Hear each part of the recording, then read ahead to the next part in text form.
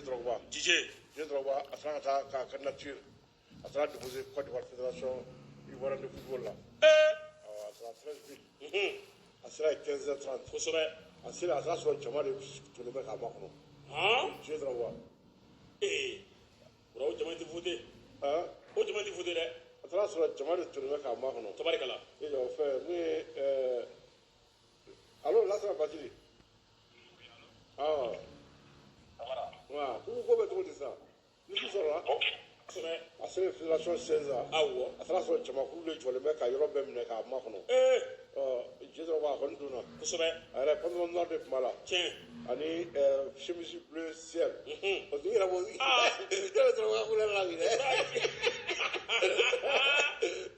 Pantalon noir bila chemise bleu ciel. Olu bɛ Drogba la kunu. U filɛ n'a de dɛ. O ɲɔgɔnna yɛrɛ voilà. Mais Bura Drogba ka chemise ka ɲi ta ye.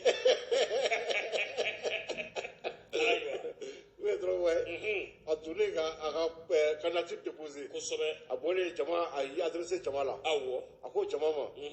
Ko n'i y'a ye ale bɛ nin présenter. Kosɛbɛ. Ko Côte d'Ivoire balontan ɲɛtaa k'ale b'o de nɔfɛ. K'ale bɛ fɛ ka bɛɛ fara ɲɔgɔn kan. Kosɛbɛ. Bɛɛ ka don da kelen fɛ ka bɔ da kelen fɛ. Awɔ. K'ale ka candidature ko mɔgɔ wɛrɛ tɛ koyi. Ko Ivoirien ka candidature Ivoirien de y'a laɲini k'ale ka kɛ candidat ye. Kosɛbɛ kɛ. N'o ye DJ Drogba a nin fɔ jama ye kosɛbɛ. Ayiwa. Donc k'ale a ko. A ko di. Ko a jamana ɲɛmaa n'o Alassane Dramane Ouattara.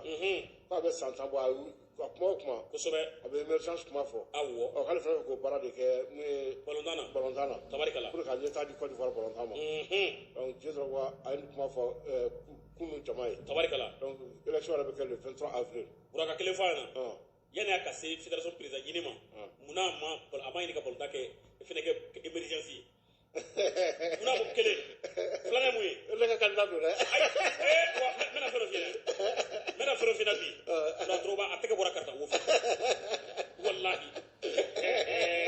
A tɛgɛ bɔra karata wo fɛ dɛ. Ne b'ale de soutenir la Côte d'Ivoire. I b'a ye farafinna fédération mɔgɔ b'a ɲɛmaa ɲini y'a bɛɛ nakan ye. Ko bɛna balontan bɔ nɔgɔ la.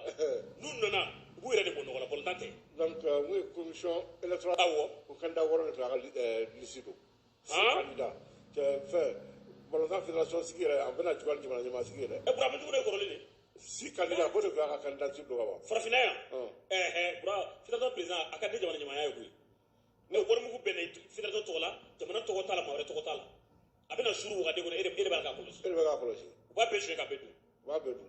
N'o ye commission électorale ye. U kan ka u ka baara kɛ le 15 avril u b'a décider. Ayiwa. Minnu ka candidature maintenant le 15 avril. Élection le 23 avril. Tabarikala. Donc a ko a bɛ sen na.